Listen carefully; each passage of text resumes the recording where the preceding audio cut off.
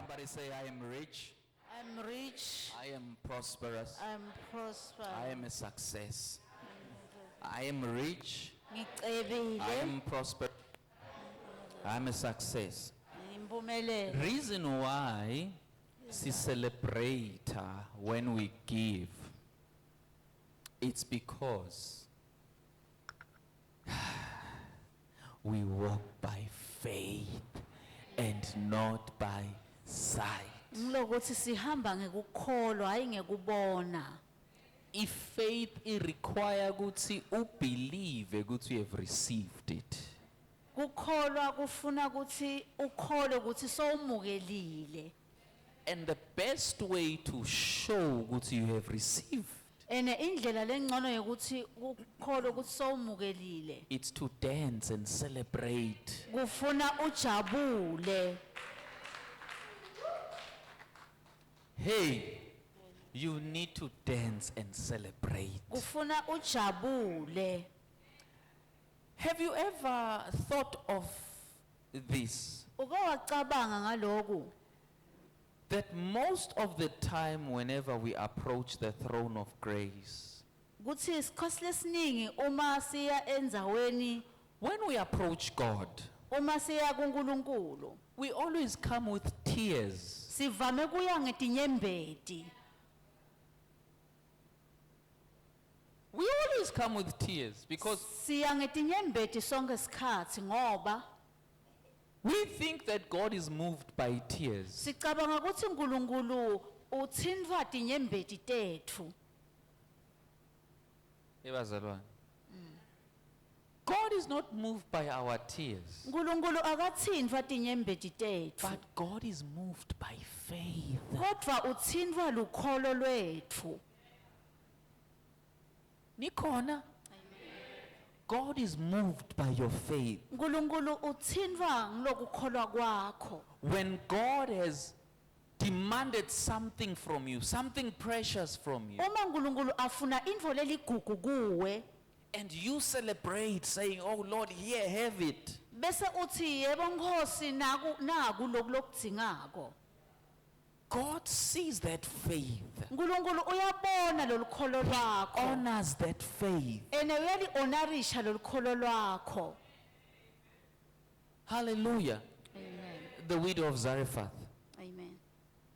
Lo mfelokati waseZarephath. The prophet says, Lo mprofeti wathi start with me. qala ngami. You know that deal, Mos. Uyayati le deal leyo man. Cook for me first. Phekela mina kuqala. Huh? What did she say before that? Wathini angasho I lokho? have a handful of flour Wathi ngina flour nje and lomncane. I'm gathering 2 sticks Ene ne mastics lamabili. so that I can cook, me and my son eat and die. Nekuthi nje sidle nemfana wami bese siyafa. The prophet didn't say, ah, shame. Lo mprofeti akazange asho ukuthi shem. Because I'm sure that when the widow was explaining her situation, Ngiyacabanga ukuthi lo mfelokati nakasachaza lendzaba she yakhe was in pain beka sebhlungwini and she was crying. ene bekakhala. Oh, you've never been in that situation Mhlawumbe wena ukazi ube kuleso simo. when you looked at the flour bowl, or Uthi na the ubuka mini meal lapha, bowl, ubuka lapha ebhakedini lempuphu. nalo likubuka so. Nalo likubuka lingenalutho. Bese uyachamuka mzala athi ungilambe njani? Wani yathi leyo, hayi, it's fine. It's fine.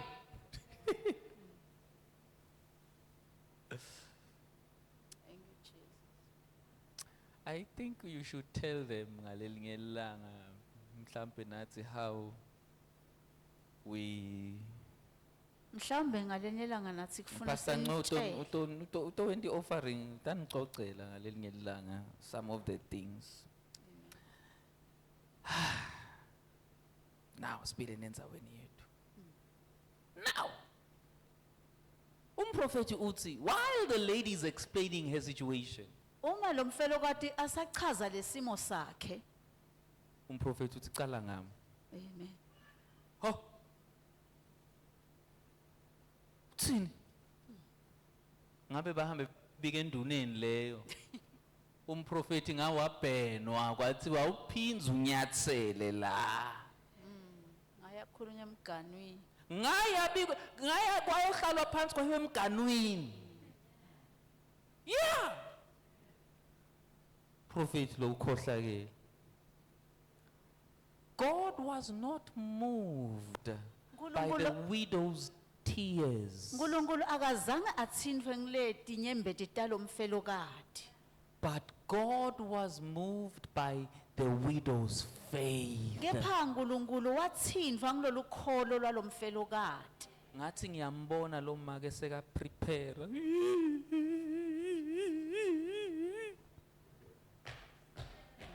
Pho ufikeleni naye nalona.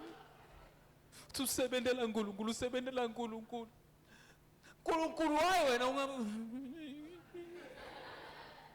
umntwana amshem.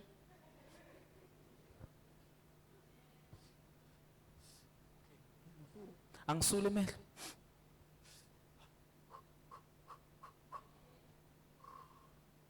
Fundisi.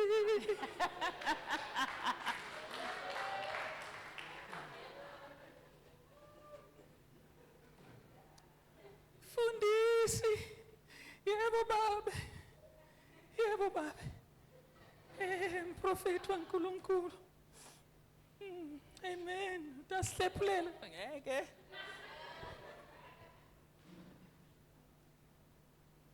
Nama ke apheka liphunga livakele tuke umntwana adlala ngaphandle. Yeah. Umntwana ulambile. Supper time. Makuyapheka. Kumele sibuye sibone njani? Sitodla. Awu nangu uyachamuka Jimmy. Siyodla namhla. Nakathuthuthi. Bona ole the kitchen.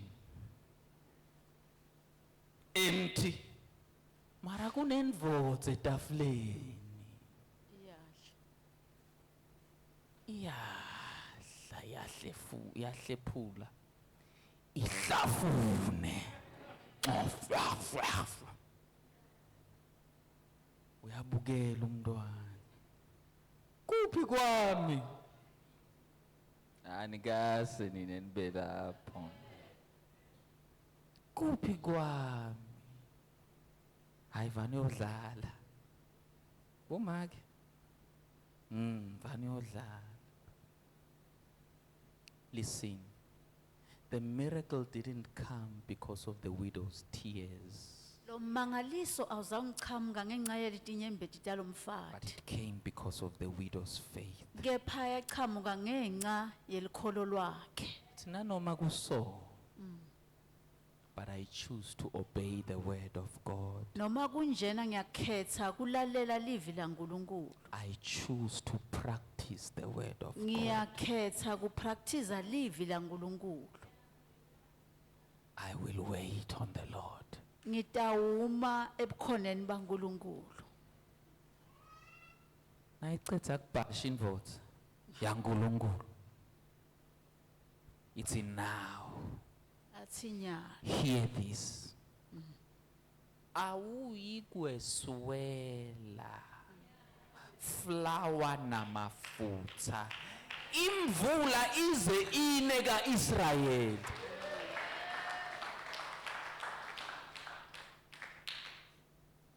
Utrade in watholani? Unikele Iflour yokugcina. Watfola ceaseless supply. watfola lokungeke kuze kuphele. That is why see, he will supply you according to his riches. Amen. Kungako athi utawunikela He ngemcebo wakhe. supplies according to his riches. Unikela ngemcebo wakhe. Hallelujah. Nembala without fail. Let's leave isomiso ka-Israel salasta for 3 years. And a few months. Jesus. Hallelujah. So when everyone was complaining, that you akuna kudla, you akuna flour, akuna mafutha, lo make bekathi, Ish, hayi Nkosi, hayi Kutawulunga. hayi uyathi yena ukuthi wente njani.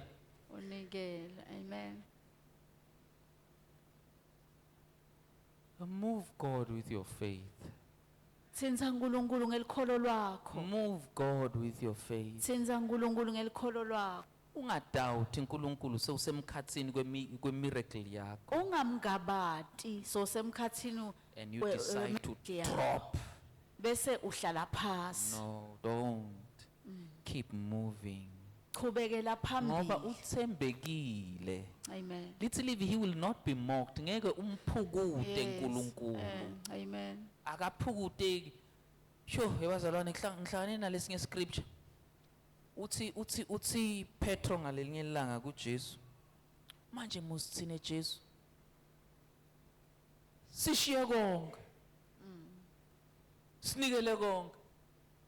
Asilali nabafati bethu, bantu babethu sibashiyele ekhashane le.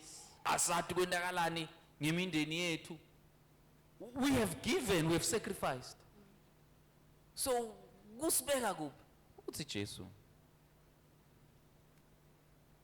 Ngeke nihlale ningabi nako kuphinza phinziwe la emhlabeni hayi ezulwini, la emhlabeni. Hallelujah. You will have double, you will have more of what you have sacrificed. Hallelujah. Shalom uNkulunkulu.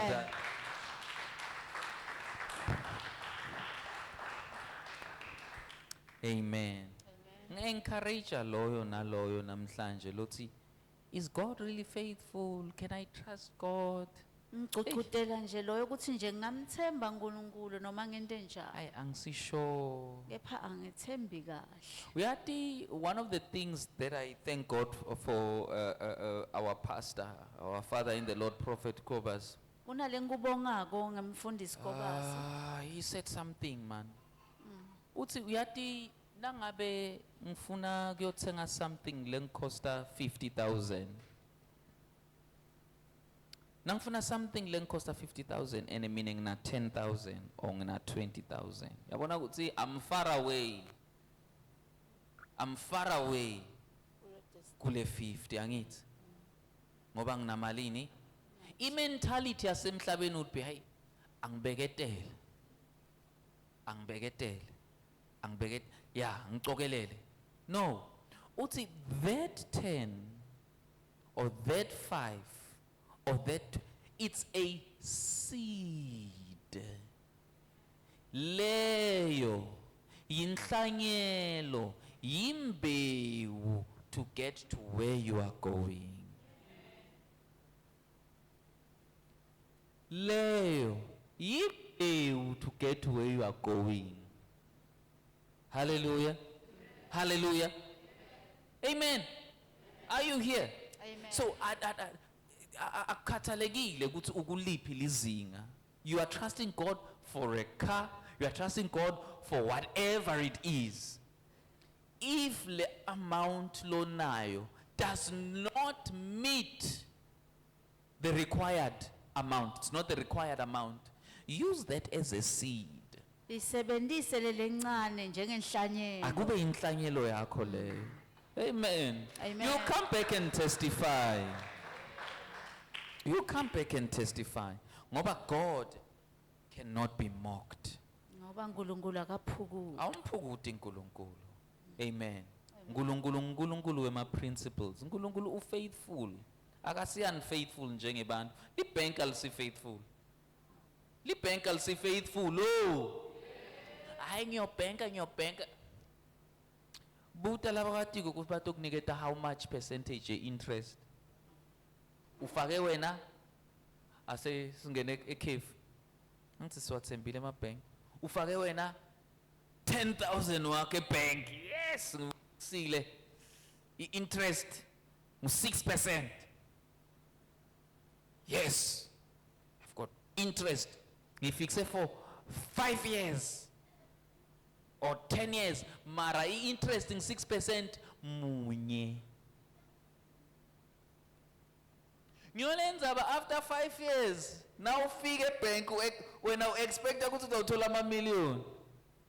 Uthole 10,600 rand. For 5 years wonke, lo 10,000 wakho utale malini 600.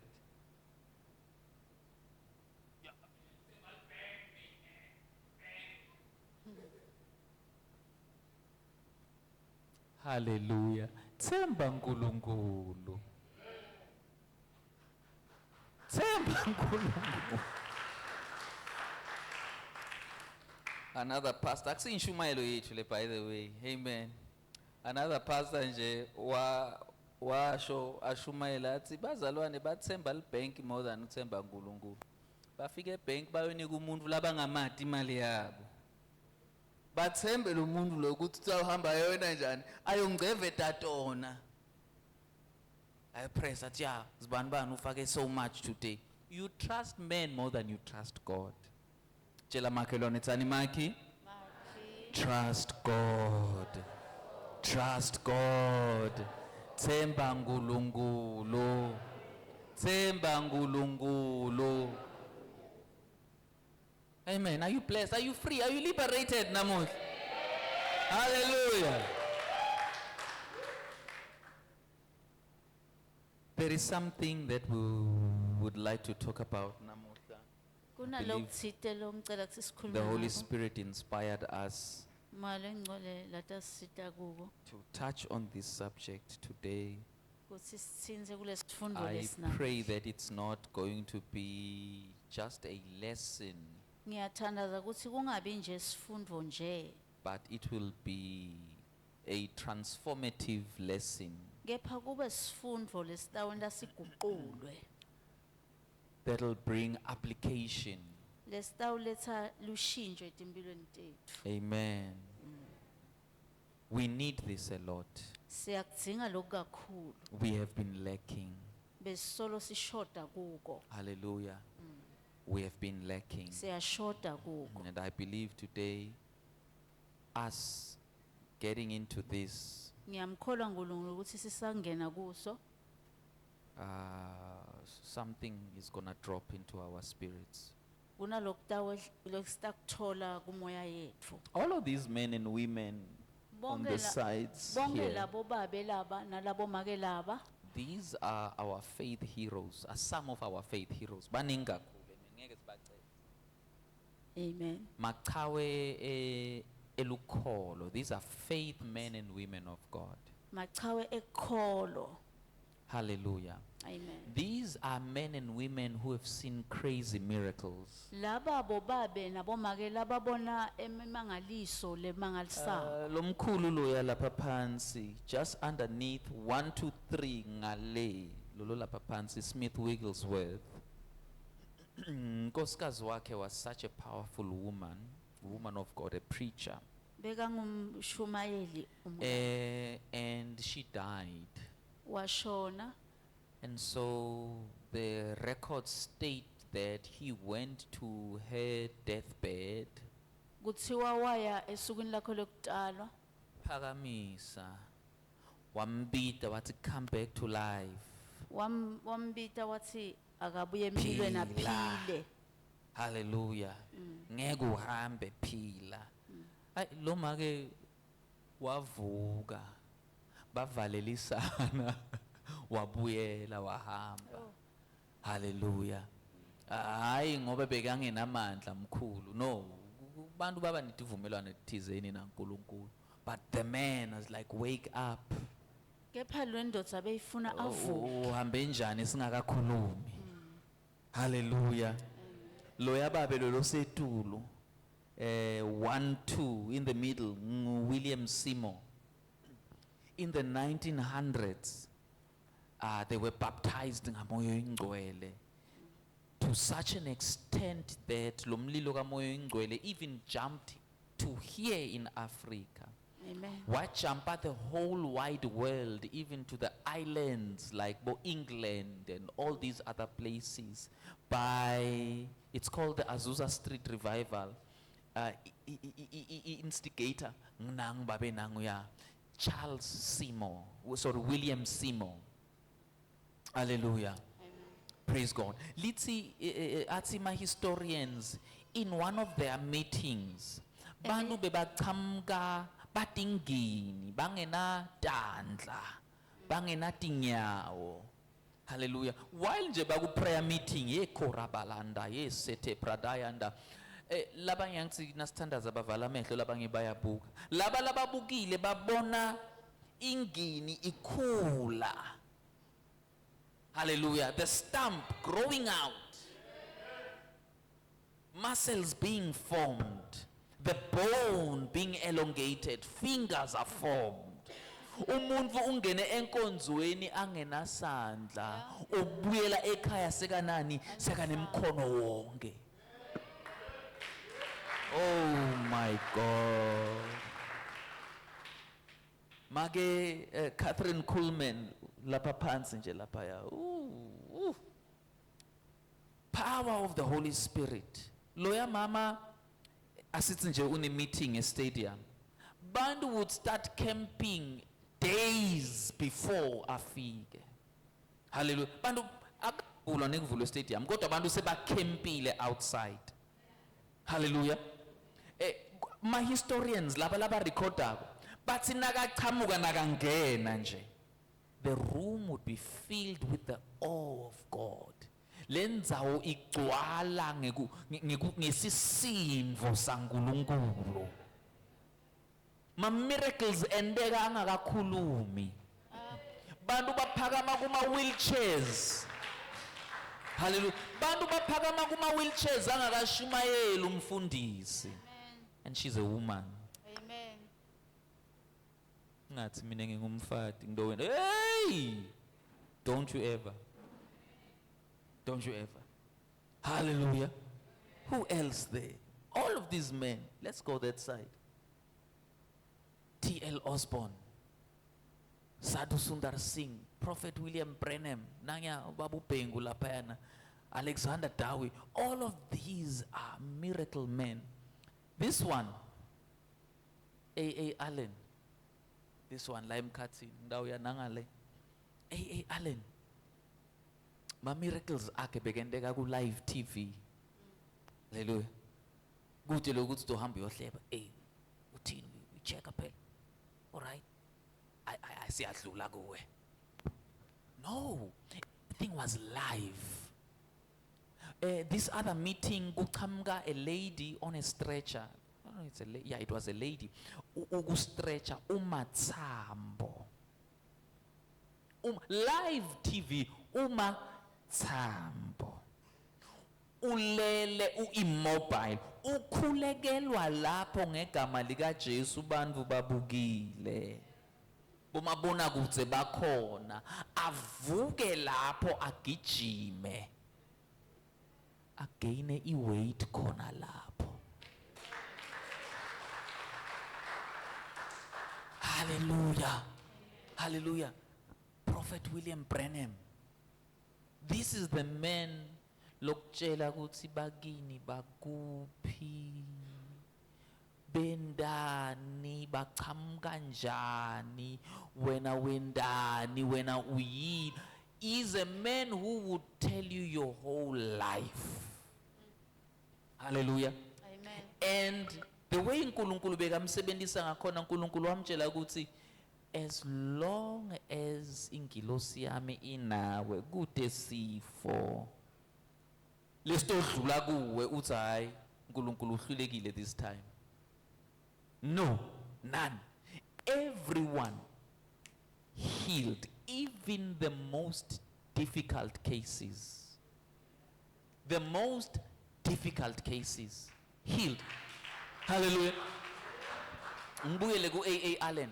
A.A. Allen, lenza bayixoxwa ngilobunye umfundisi ngidanicocela ngalelinye ilanga. Uma itawungena but uma ingangena ingeni, but I'm going to get to this miracle. This other mother, my God, ku crusade unomntwana. Umntwana akana mathambo. Asiyahle situation leyo. Umntwana akana mathambo, akana mehlo. eyeballs, they are not there. Hallelujah. Umntwana akeva, likusho ukuthi akunama eardrums. Umntwana akakhulumi. This woman has been following a crusade, hoping ukuthi mfundisi will see my card or will call my number. For for 7 days or so. So umfundisi akayibiti case yakhe. Now on the last day, uthi lo icocako before umfundisi ashumayele, this woman came ngoba it's being her last day and akana imali akanayo yokujika. Okay, bekasoloko eta kodwa umfundisi angamthandazeli umntwana wakhe. Now uya ku this part lo coca lenza uthi eish ngeke ngikhulumele naye yini uthi amana abuka icase yami ngoba this is my last money, ngi-R5 wami wokugcina lo wekujika simuke, asinamali yokudla, asinamali for a hotel or whatever la kulalwa khona kwekugcina lo. Athi umfundisi Shambak hayi ngidawe ngiyokhuluma naye, we will see. Angayitholi ichance yokukhuluma naye. Allen nakafika estage seke presentwa ke manje, the man of God is coming to preach. Athi we are going to take up the offering. Into lakangayendi usho njalo uShambak. Uthi Allen akakasabita umnikelo. Akakasendeni? Akasathatha umnikelo. Kodwa namhla kunekuthi athandazele abantu utotsini, we are going to take up the offering. Uthi ngeva tinwele tami tsukuma. Nangibona lo mfati lotse una R5 wekugcina nemvana loyi raba achamga uthi Shambak bengati ukuthi uphethe malini. Kunebantu labeta la singathi ukuthi baphethe malini kodwa lo ngoba icase yakhe ungitshelile ngiyati ukuthi uphethe malini. Uthi beke menje la stage naketa lo make uthi I was praising God but ngiva ngihlola kancane. Wabeka yena lo R5 loyo wachika. Uthi RW Shambak ngeva something kimi ibila ngoba ngisati lesimo again uNkulunkulu akabuki itinyembeti ubuki faith. uNkulunkulu akabuki itinyembeti ubuki faith. God doesn't regard the tears, God looks at faith. After the man of God blessed the offering, then wathi asangena enshumayelweni, then wathi hey asimeni kancane kuna something le uNkulunkulu angikhombisa yona.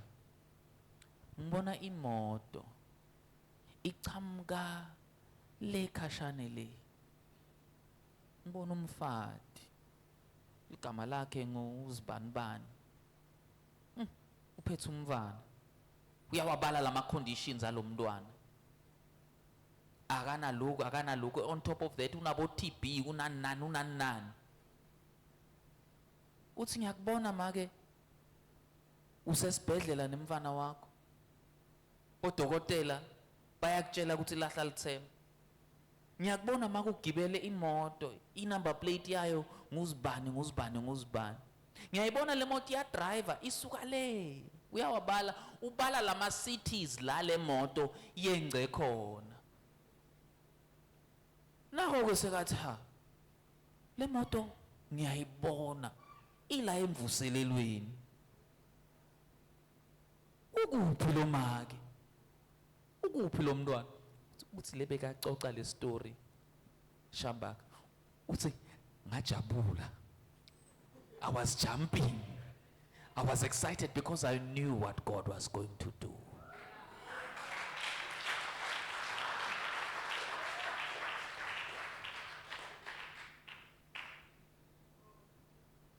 Achama lo make uphethe umvana lo lengako. ngamletha kumfundisi. Umfundisi uthi asivaleni mehlo. Shamba akathi hey mina ngivali mehlo namhla. Le ngifuna kuyibona le miracle le ngifuna kuyibona. Asivali mehlo nonke ningavala mehlo. Le case yalomfana ngiyayathi akana mehlo, akana mathambo. Spastic. Oh hallelujah. Inceke uyikhuleke. Lona ushilo wathi mina ngivali mehlo namhla ngiyabuka. Uthi as abuka wabona ngazi uthi kuba ne cream lemhlophe la. Iyaseklisha in the uthi that is when he understood ukuthi uNkulunkulu works creative miracles. Wenda imimangaliso yekudala tintfo letingekho tibe khona. uNkulunkulu wamilisa amehlo right in front of yena. Uthi nakathi uyabuka ubona umtimba uyagcwala. uNkulunkulu ufaka amathambo, uNkulunkulu wenda umsebenzi lophelela. Nakathi uyabona umfana sewumile. Not only that, umfana uyakhuluma, umfana tindlebe setivulekile, umfana uphilisiwe ngegama lika Jesu. Amen. Lokhu ku-documented. Nasithi ku-documented nje ukuthi kwema-history books. Hamba wenza i-research nga-A.A. Allen. Hallelujah. Amen. Uprofet Kobasibona. Bantu bebachamuka from all over the world. HIV isashisa ngaletat khathi. Ititshela ukuthi iyakhonya. Ibulala abantu njengetimbungane. Ngathi bafuthwa ngamaphela abantu. This man would move with compassion. Oh Jesus. Aye tukwe stretcher. Tukwe mattress. Afika athi I give you life. Phakama ngegama lika Jesu, rise up and walk. Angikhulumi ke mina bazalwane. Ngento lengiyifundzile. Lokhu lengikhuluma manje angikufunzanga. I was part of that. Amen. Amen. I was part. We were part of that. Part of singenisa abantu ngema wheelchair. Kodwa baphume bantu ma wheelchair asale, bantu baphume batihambela. Hallelujah. Umuntu achamuke nesleep lesibhaliwe lesichamuka kadokotela lesithi HIV positive, dokotela shaye nestem. Abuye leliviki lelitako kuthiwa HIV negative. By the same doctor. There was one secret. Namhlanje leNkulunkulu said I should share this. There's one secret that is common. And that secret is prayer.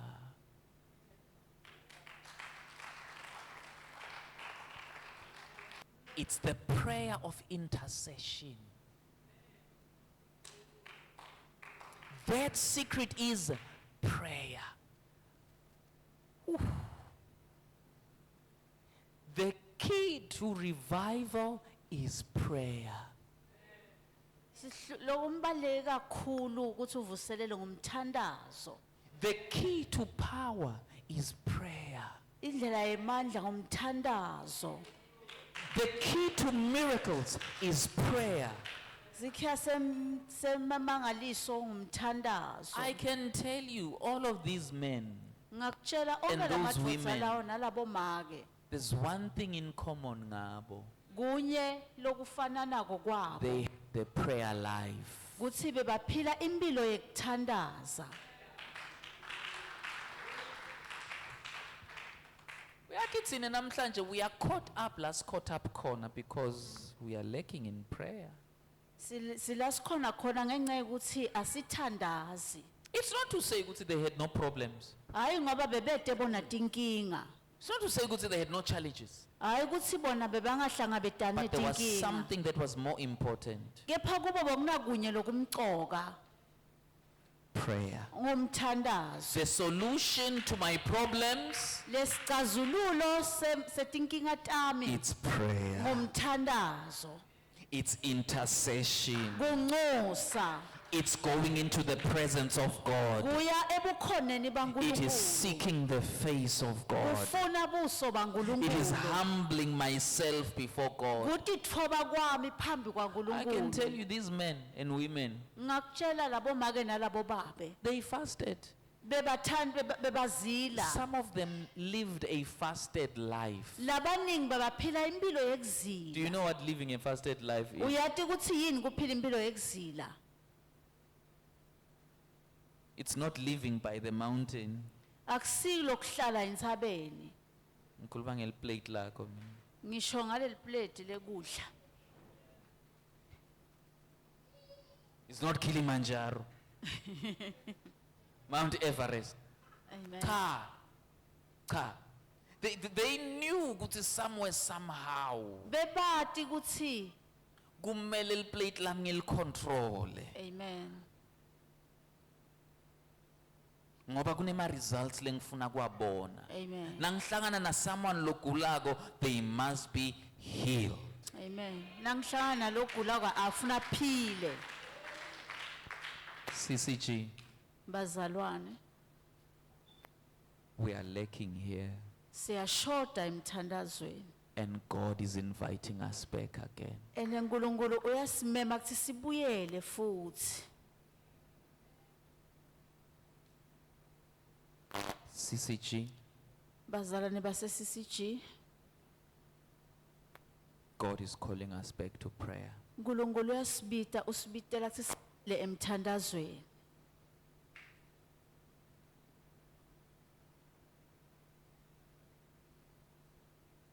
There are things we're not supposed to pray for. Kunetintfo lobokungamele ngabe siyatithandazela. There are things we are supposed to pray for. Kepha kunetintfo lekumele ngabe siyatithandazela. We are busy with the things we are not supposed to pray for. Sibhizi ngale tintfo lokumele ngabe We are praying for things we are not supposed to pray for. sithandazela tintfo lobokungamele sitithandazele. We are praying for things that are supposed to be added into our life. Sithandazela tintfo lobokumele ngabe tiyangeteka etimpilweni tetfu. Oh Lord, I pray for money. Lord, I pray for this. Lord, I pray for clothes. Nkosi Lord, ngiyathandazela imali, ngiyathandazela I pray timpahla, for grocery. ngiyathandazela Lord, kudla, I pray for your husband. Lord, I pray for your ngiyathandazela wife. indvodza, ngiyathandazela I pray for umfati, children. ngiyathandazela bantfwana. Those things are additionals. Letintfo leto tintfo lokumele Because the tingetekele. word of God says, seek ye first the kingdom and his righteousness, and all these things shall be Livi added. laNkulunkulu lithi funani kuqala umbuso waNkulunkulu konke lokunye kutabe sekuyangetelwa.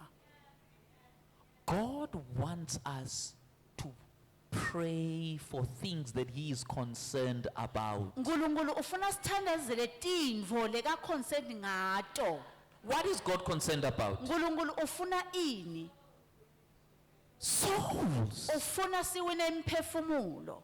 There are people dying. Kunebantfu There are labafako. people going to hell, Kunebantfu labaya esogweni. and they are going at an unprecedented speed. Ene bahamba ngesivinini lesikhulu. And they don't know that they are going to hell. Ene abati ukuthi baya esogweni. But look at us. Buka ukuthi sibukeni. Buka thine. Sibuke. Sitibuke thine. We are looking at ourselves. Sitibuke thine. And we are not looking at what God is looking at. Ena sikabuki lo uNkulunkulu lekabuke kona yena. God says, I take no pleasure, I have no pleasure in seeing someone perish. uNkulunkulu uthi anginanjabulo ukubona umuntu abhubha. I have no pleasure, I don't take any pleasure. Angikutholi kuyinjabulo ukuthi umfa abhubhe. If God does not take any pleasure in Uma that, uNkulunkulu angaboni kujabula it kuloko. means that a prayerless church takes pleasure in seeing people go to hell. Lokusho ukuthi libandla lelingathandazi lona liyajabula kubona abantu bayisogweni. Because we are preoccupied with ourselves. Ngoba thina sitibuke thine kuphela. We don't care about what's happening anywhere else. Buka la ukuthi kwentekani noma ngangikuphi. Hallelujah. Amen. God is concerned about us living in countries, living in a world where there is godly government. Nkulunkulu ubuke ukuthi sihlale emaveni la kuna government lo wati nkulunkulu. So that we can live peaceable lives. Kuze ukuthi stophila impilo yekuthula. God says, pray for those in government, pray for those who are leaders. Nkulunkulu uthi akuthandazwele bonke bantfu labo labasiholako. But what are we doing Kepha instead? thina sendani bazalwane? I think we also have jumped on the wagon of complaining. Sifika la si complaina khona. We have now jumped on the wagon. Amen. Hallelujah. Nathi sesigibele le moto yokucomplaina, criticize. Criticize the government. Nathi sifika la khona si criticize government wethu. Because we are criticized from government emaphepheni. Siyamgceka. So nami, I might as well. Bayamgceka. But that is not your duty, church. Ungabhoreki. Kepha thina akusumsebenzi wethu ukugceka bazalwane. Our duty is not criticism. Ukugceka bazalwane akusiko. Our ministry is not the ministry of criticism. Umsebenzi wethu akusiko ukugceka. Our ministry is the ministry of intercession. Iministry yethu ukuthi sinxuse Our ministry is the ministry of prayer. ukuthi sinxuse Pray for our leaders. sithandazele baholi bethu. Pray for those in government. Sithandazele baholi bethu labaphakeme. If the church was praying, do you think lokhu lesikubona kumadlanga commission ngasiyakubona? Ngaba sikubona kube besithandaza. If the church was really praying, Kube libandla belithandaza. would we have that? Besitaba nako lokho. Because the church would be praying, Ngoba libandla belitabe lithandaza. and the prayer of God will then influence the area we are praying for. Then inkulunkulu bekata influencer lendzawo lesithandazelayo. Why ke bazalwane should we pray? Wa indzaba bazalwane sithandaze. Why? Because we are a kingdom, mafunza Exodus chapter 19, we are a kingdom of priests. Ngoba thine sibantfu bebukhosi. We are a kingdom of priests. Sibantfu bebukhosi. Hallelujah. Amen. We are a royal priesthood. Amen. Jesus. We are kings Sitinkosi. that are priests. Letima priesti. Hallelujah. Amen. Peter also says that we are a chosen generation, a royal priesthood. Siluhlanga lolukhethiwe. So a priest has a duty Umpristi unemsebenzi. and a king has a duty. Nemkosi inemsebenzi. You are both. Nine ningiloku lokubili. Tshela makhelwane, sathi makhelwane, Makhelwane. I'm a king. I am a king. If you're a woman, say I'm a queen. I am a queen. Whatever. But literally, there's no male, there's no female. But whatever you decide. Ngiyindlovukazi. Yeah. I'm a queen and I'm a priest or a priestess. Amen. Umpriestikazi. Lekusho ukuthi both duties you function in them at the Wonke lo same time. msebenzi usebentela kube kunye. What is the duty of a priest? Yini umsebenzi wempristi? It's to present the needs of men to God. Kuletha tidzingo temuntfu kuNkulunkulu. What's the duty of a priest, an intercessor? Yini umsebenzi wempristi kunxusa? Bringing the need of men, Kuletha tidzingo tendvodza or the temuntfu. pain of men, Buhlungu the bemuntfu. troubles of men Tinkinga temuntfu. to the Lord. kuNkulunkulu wethu.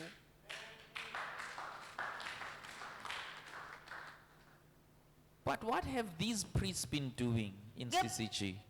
Kepha labapristi bendani lapha Bapristi eCCG? base-CCG bona basolo bendani? They are bringing their own needs to the Lord. Baletha tidzingo tabo kuNkulunkulu. Oh, not that it's wrong. akusho ukuthi ku wrong Not lokho. that it's wrong. But for 5 years now, you are Kepha bringing the for- same need to the Lord. Kepha for umnyaka leminingi kangaka. Uletha singo sinye. Solo uNkulunkulu akaphenduli.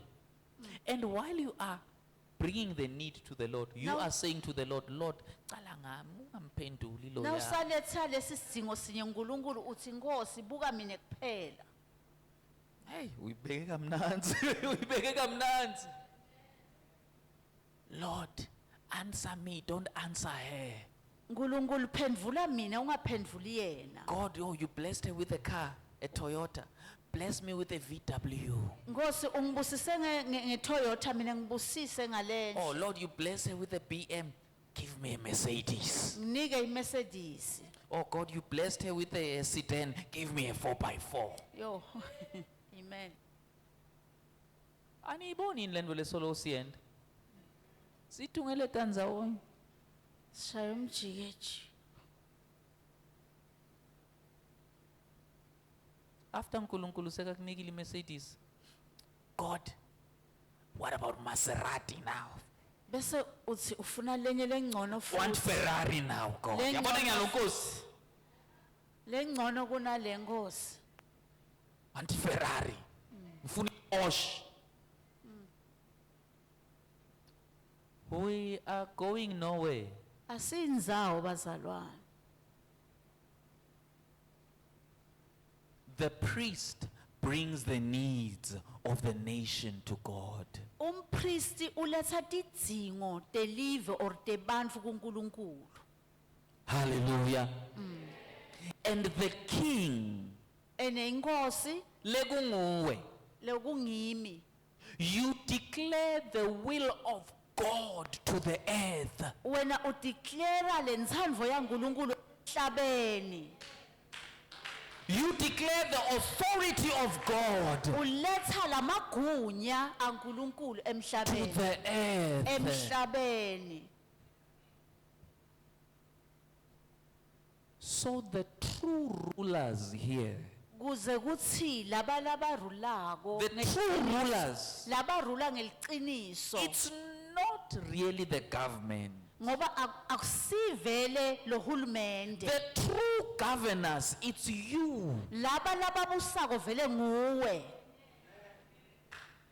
Because you bring the needs of men to God Ngoba wena umikisa letidzingo temuntfu and you kuNkulunkulu. proclaim God's goodness, God's laws, God's reign, God's righteousness to the earth. Ene wena uletha lobukhulu baNkulunkulu emhlabeni.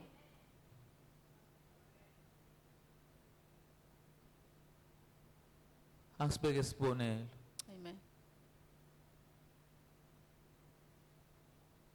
How does the Lord or how does the Holy Spirit function? Umoya waNkulunkulu usebenta kanjani? The Spirit functions with the word. Umoya waNkulunkulu usebenta ngelivi. It has to be the Spirit and the word. Kufuna kube livi namoya. Then power is released. Bese emandla ayakhululwa. The kings in CCG Letinkosi la iCCG esontweni are all spirit, bangumoya but no word. kepha kulivi Or word, or noma livi but no spirit. kepha kude moya.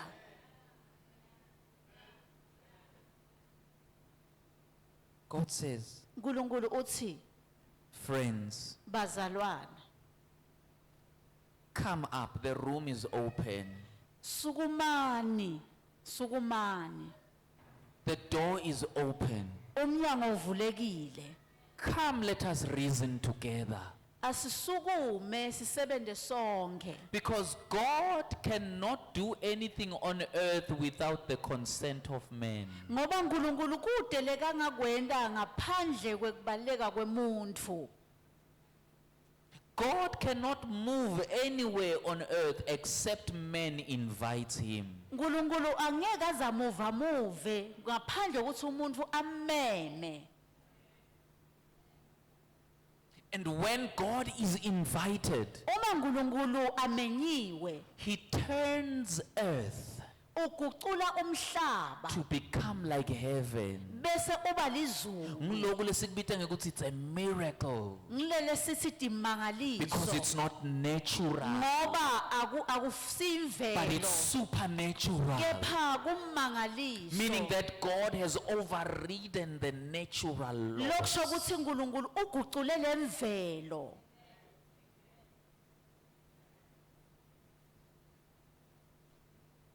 I think the church in CCG has been in the valley long enough. Ngiyacabanga ukuthi libandla lasesisijibe sesesigodini isikhathi lesidze. The natural laws have been buffeting us. Lemvelo bese isicinzetele isikhathi We lesidze. even started believing that we are natural, Size saqabanga nekuthi siphila kwemvelo. but we are supernatural beings. Kube thine sibantfu betimangaliso. God says the door is open. uNkulunkulu uthi le umnyango uvulekile. Come and participate in godliness. Sonzela utosebenta ebukhoneni baNkulunkulu. Come and change earth Buya utogucula umhlaba through your words. ngemavi akho. Come into the secret place. Buya endzaweni lemfihlakele. Acts chapter 12. Izenzo chapter 12. Sengiyacetha. Now about the time Herod the king stretched out his hand to harass some from the church. Someone say harass. Harass. Cela usifundzele ngeSiswati. Ngalesikhathi Herodi inkosi waqala kutingela nekuhlupha emalunga elibandla. What was he doing? Harassing. It was a harassment. Uyatingela ende njani ahluphe. Who is he harassing? The The church. church. 2. Wabu- Then, yeah. Sorry. Wabulala Jakobe umnakabo Johane ngenkemba. He killed James, the brother of John, with the sword. What did he do? He killed. He's harassing the church. Bekahlupha libandla. And when he hears ukuthi that's an important apostle, Bekathina kabona ukuthi loya ngumpostoli he walked with lobalekile. Jesus. Amen. Uhambe na Jesu, bekahamba na Jesu. I'm gonna kill him. Athi ngidambulala ngoba uhamba na Jesu. Kill him. Verse 3. Wathina kabona ukuthi emaJuda ayakujabulela lokho lakwentako. Kunebantfu labajabulela inonsense emhlabeni. Yo. Nge-COVID nje kunebantu bebathi atife letimfene. Ubasho njalo bakhuluma lapha yana ku TV. Bathi nini lapha eAfrika? Nitofa nonke. Mina ngiyakhuluma bazalwane. Hawu ngiyakhuluma. Yeah. There are people who rejoice Yeah. when they see nonsense. It pleased the Jews that James was killed by Herod.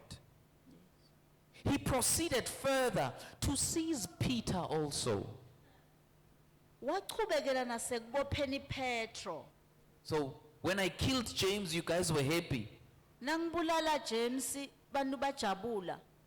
Then I must go for the big fish, Shokuthi kufuna ngiye kule fish lenkulu Peter. Petro. That one was very close to Jesus. Lona lebekadvute kakhulu na Jesu. Now it was during the days of unleavened bread. So when he had arrested him, he put him in prison and delivered him to 4 squads of soldiers to keep him, intending to bring him before the people after the Passover. Wathi kube ambambe wamfaka ejele lapho aniketwa etigabeni letine temasotsha lamane sigaba sisinye letatimlinza ngekunjintshana.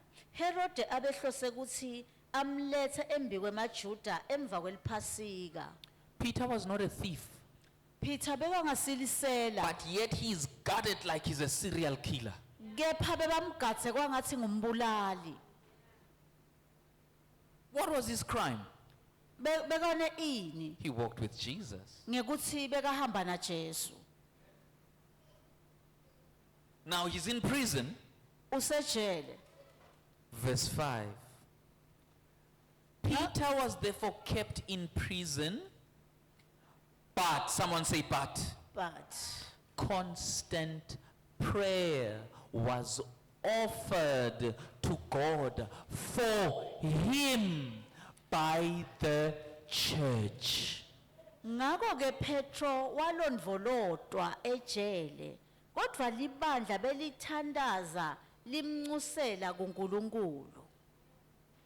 Aniva? Kunetinto lezidlula kuto letingasi necessary had the church been praying. Uthi Jesu, pray lest you fall into temptation. Kuze ningangene kulingweni, thandazani. Amen. Uthini sithandaza January kuphela ngikuzila. Hayi lapho sikhuthele. Bangani bami sebalambile. Ngiyacetha mani bangani. Hey. Nani?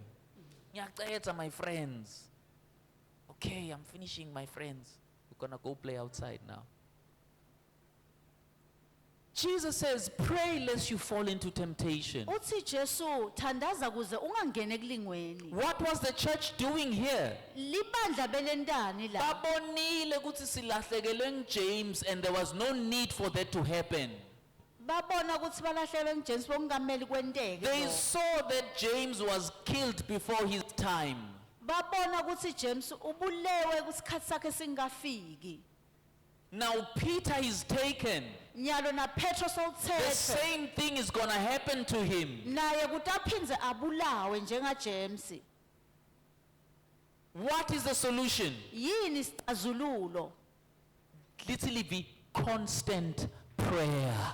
Lithi livi kuthandaza. Not Monday Hayi or ngemsombuluko. Sunday, because some Noma of us, ngeSonto. some of us, we see you today only and then we'll see you next week like this. Amen. Kunjalo. Kunjalo. Verse 7.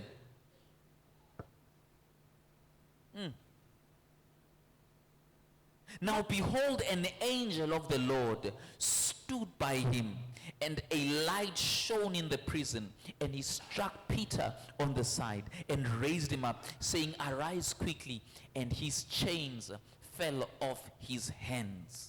Masinyane kwefika ingelozi yenkosi kwakhanya ngekhathi ejele lengilozi yanyikanyisa Petro ngelihlombe imvusa yathi phangisa vuka khona lapho tinketane tandleni takhe.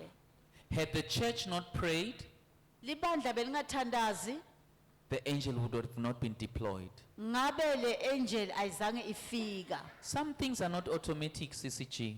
Letinye tintfo atimane nje tenteke bazalwane.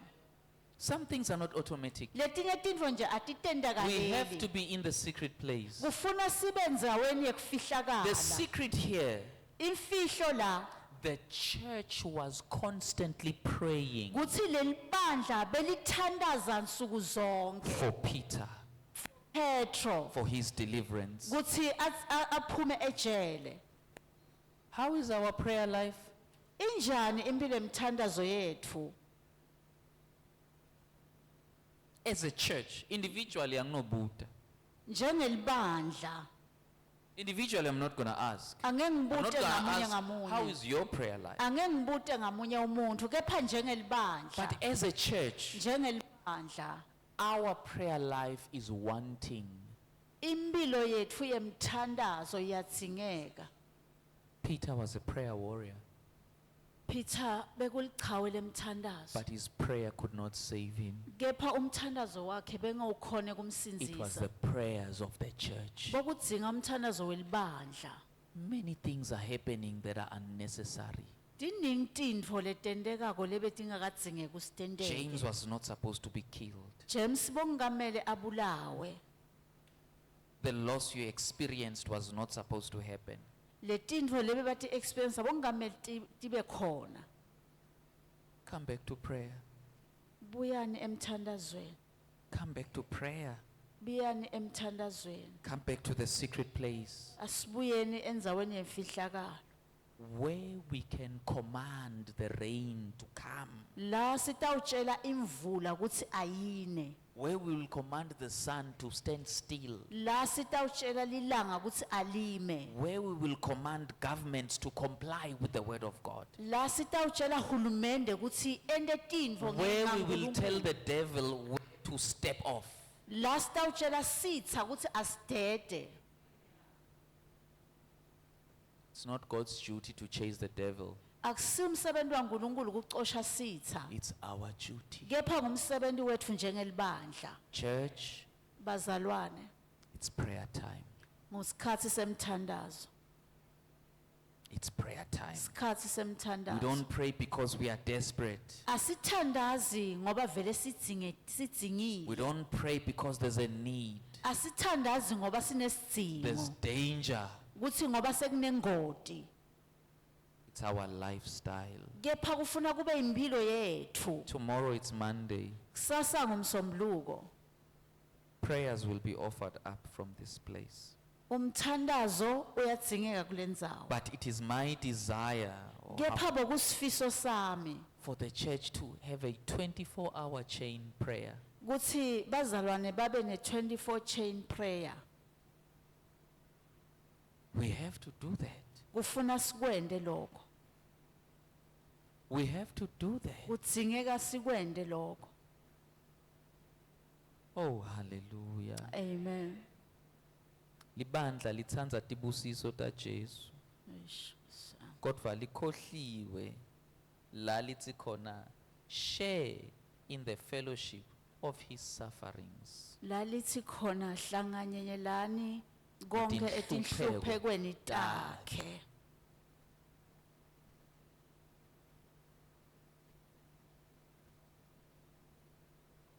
I believe ukuthi when we pray, Ngiyakholwa ukuthi uma sithandaza we will get a perspective.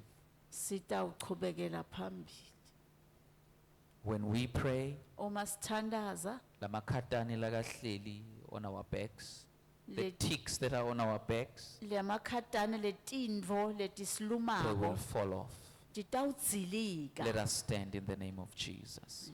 uNkulunkulu encwadzini ya Ezekiel, I sought for a man Amen. who would stand in the gap. Ngithi ngafuna umlotawuma esikhaleni. Someone who will build the wall, Lumuntu lotawuvala libonza. but I found none. Kepha angizange ngumthola. Will CCG be that person namhlanje? La iCCG sitsinga loyo muntu namhla. Will CCG be that man who will stand in the wall? La iCCG singaba ngilomlatawuma esikhaleni. Someone who will say enough is enough, devil. Lotathi se ekugcineni sekwanele. Herod You have harassed us enough now. ustingele sekwanele. You killed, it's enough. Ubulele sekwanele. But no more, it stops now. Kuyagcina manje. Let's come to God as a church and repent. Asiteni kuNkulunkulu njengelibandla siphendvuke. Sihlambuluke, Amen. siphendvuke for our callousness, for kungabi nanembeza, kucinywa kwanembeza wethu, Amen. for just allowing his garden to be ravaged by the enemy. Oh, Jesus. Father God, in the name of Jesus, Thank you, Lord Jesus. we come to you Thank you, as sons and daughters, as a church. Yes, Jesus. Lord God, we've been through battles that are unnecessary. Had we been praying the way Lord says thandaza ngakhona, had we been obedient, we would not have faced whatever we are facing. Kodwa Nkosi sibonga igrace yakho namhlanje. umusa wakho losincedzako to correct the error of our ways, Lord Jesus. to correct us la silahle khona. Father, sicela ingati yakho namhlanje isihlande. Let your blood cleanse us. Yes, Lord Let your Jesus. blood cleanse us from our apostasy, from our disobedience, from our prayerlessness. Let your blood, please, Father, cleanse us. Yes, Lord. Holy Spirit, help us to pray. In Jesus. Help us to pray ngendlela lengiyo according to the perfect will of God. Thank you, Jesus. Father, we have been lazy to pray. We've been sleeping when it's time to pray. Lord God, we've been concerned ngetintfo lekumele singabi concerned ngato. Moya Ngcwele, siyayibonga nayi i-wake up call. Yes, Lord Jesus. Siyayibonga nayi i-wake up call uNkulunkulu wethu. Ngegama lika Jesu sibaptise namhlanje siphakamisa tandla tethu sonke. Sibaptise namhlanje ngomlilo. Give us the burden to pray. Thandaza vula umlomo wakho la ukhona khona. Uthi Nkosi ngicela umthwalo. Ngicela umthwalo womthandazo wokuthandaza. Give me the burden, Father, to pray. Ngicela the burden, ngicela the burden. Angifuni kuvangaza ukuthi ngiyafostelwa nakuyothandaza. Kodwa Nkosi makuphume from the depths of my heart. Angibone umthandazo uyi-oxygen yami. Angibone umthandazo uyi-basic need yami. Umandi ami, let me see prayer as my basic necessity. In the name of Jesus, pray for yourself. Futhi Nkosi, ngiplage to the plug yomthandazo. Ngithume to the plug yomthandazo, to the fire of prayer. Plug me in, Lord. I don't want to be cold anymore. Angisafuni kubanza, angisafuni kuba sivuvu. I don't want to be in the middle, but Lord, I want to be hot. Lord, I ask for the burden to pray. Holy Spirit, I ask for the burden to pray. Mokaniri ala sandere de bogoshkili asantama. Moya Ngcwele mesade fradabayande. We spend time on social media, Nkosi, when we could be praying. We spend time on our computers and our phones and other things when we should be praying. Oh, Father, forgive us. Father, forgive us. Oh, Lord, we have neglected prayer. We have neglected our first love.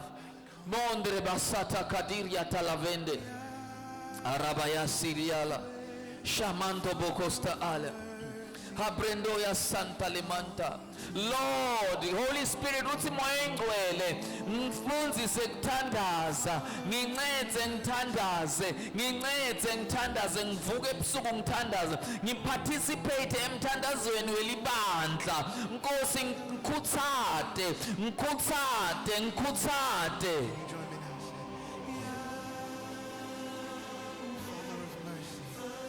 Sanote pahande.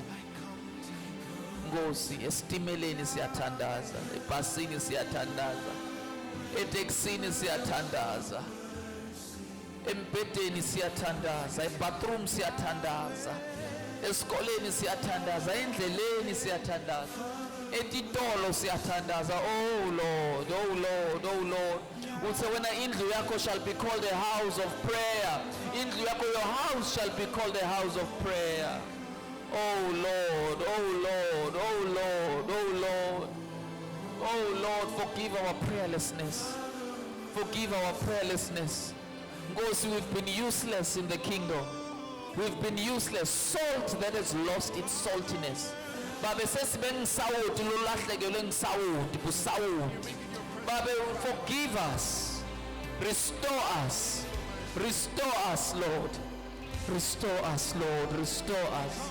Restore us, Nkosi, to pray for our families, to pray for our children, to pray for our husbands, to pray for our wives, to pray, Lord, for our community, for our neighbors, to pray for our schools, hospitals, leaders, governments, to pray for the prisoners. Oh, Lord Jesus.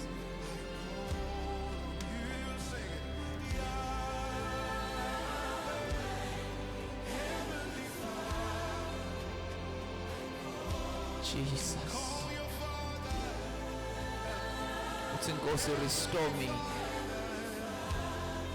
Ngibuyise Nkosi, buyise amandla ami omthandazo. Buyise amandla ami omkhuleko. Iba ngiSamsoni namhlanje uthi Nkosi restore me. Restore kumane kube kanye Nkosi. Kumane kube kanye Nkosi. Restore me Lord one more time. Restore me one more time. Restore me one more time Lord. Restore me Lord. Buyisele amandla ami.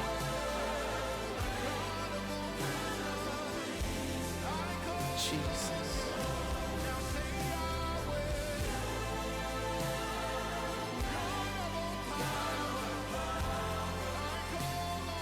Thank you, Jesus.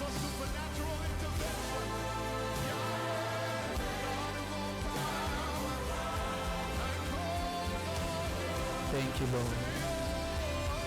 Ula kule ndzawo namhlanje.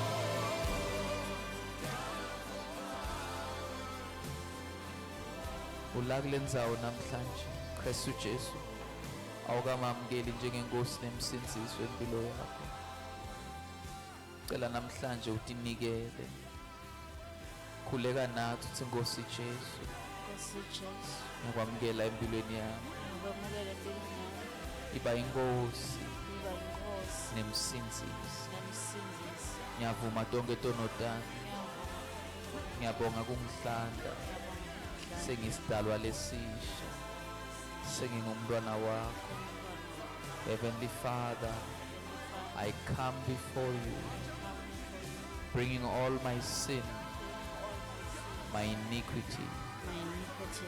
I thank you I thank you that the blood of Jesus that the blood of Jesus cleanses me cleanses from me. every one of them.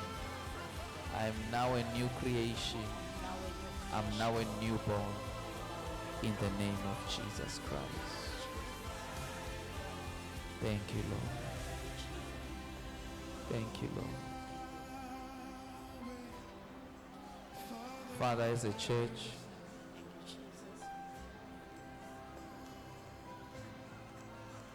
we ask for the burden of intercession.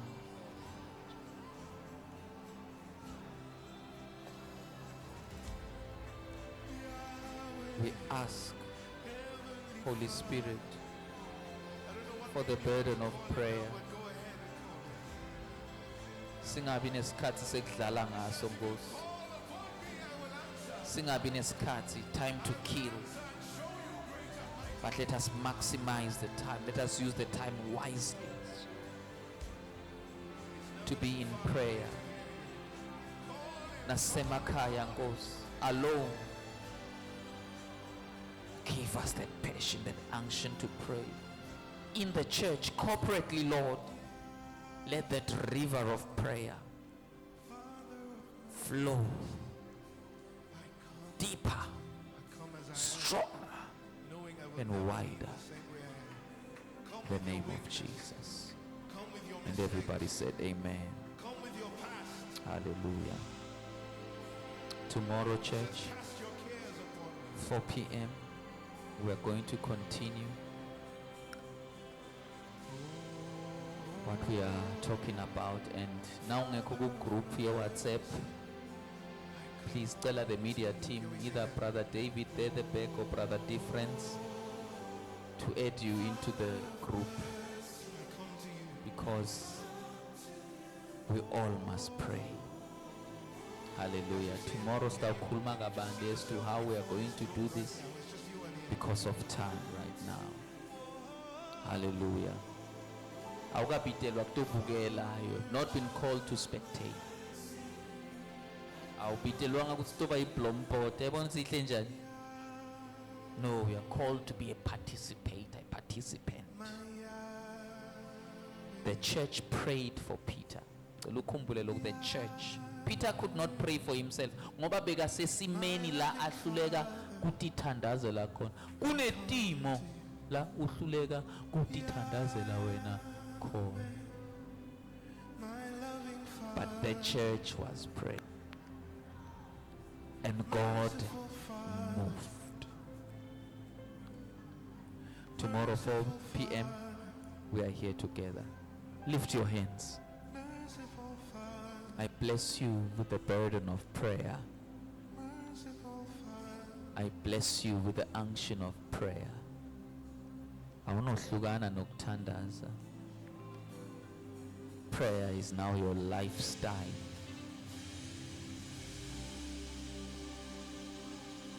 The passion and the desire to watch TV and social media, I kill it. I speak forth the desire to commune with the heavens. Wena uyawuhlala uxhumana nemazulu, nemazulu axhumana nawe. Uyawuba lizulu emhlabeni ngegama lika Jesu Kristu. You are a powerhouse. You are a powerhouse loaded with fire, loaded with God. You shall never be caught off guard anymore. You shall walk in power in the name of Jesus. You are blessed. Conquer. Take over. Rule and reign with your words. Let the devil cower before you. Sita masitutumele phambi kwakho. Place your foot on the neck of your enemies. Lunyawo lwakho malube setinzanyeni titsatakho ngegama lika Jesu Kristu. Peace is yours. Health is yours. Life is yours. Joy is yours. Grace is yours. Love is yours. In the name of Jesus. If you believe it, shout the loudest. Hey.